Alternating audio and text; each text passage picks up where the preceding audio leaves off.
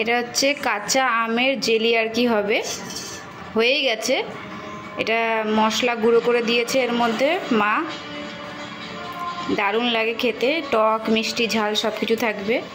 এখানে কি কি দিয়েছো তুমি এর মধ্যে? মানাটি ঠিক দিয়েছি হচ্ছে তোমার মৌরি, শুকনো লঙ্কা ভেজে গুঁড়ো করে দিয়েছি।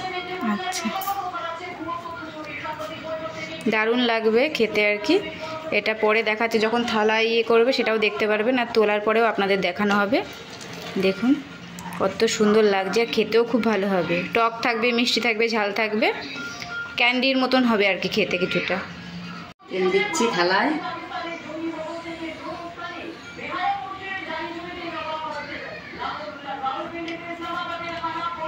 সরষের তেল লাগালাম,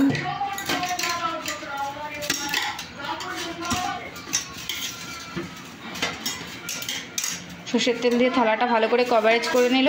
এর মধ্যে থালার মধ্যে আর কি জেলির ইয়েটা ঢালবে যাতে খুব মানে ভালোভাবে উঠে যায়, এই কারণে তেলটা আর কি মাখানো থালার মধ্যে।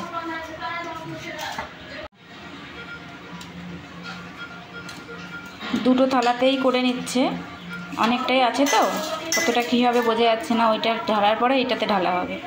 এই পর্যায়ে আস্তে আস্তে করে থালায় দিয়ে সুন্দর করে খুন্তি দিয়ে সেট করে দেওয়া, বুঝেছো?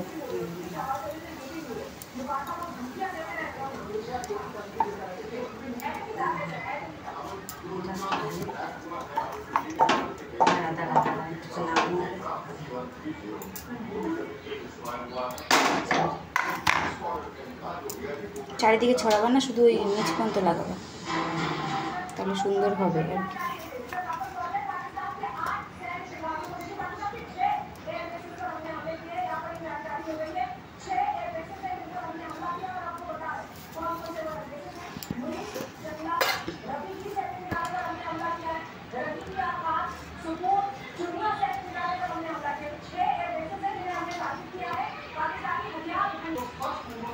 কড়াইটা কাটা সেই পারলাম না।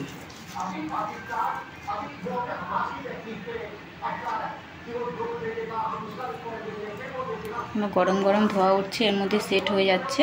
এরপরে আপনাদের দেখাচ্ছি কীরকম পরিস্থিতি হবে। একটু রোদে দিতে হবে, এরপরে দিয়ে একটু শুকিয়ে তারপরে আর কি পিস করা হবে। এই যে রোদে দিয়ে শুকানোর পরে ঠিক এই পর্যায়ে আর কি এসছে কাঁচা যে আমসত্ত্বটা আর কি দেওয়া হয়েছে। ভিডিওটি ভালো লাগলে অবশ্যই লাইক কমেন্ট শেয়ার করতে ভুলবেন না। Thank you for watching, by.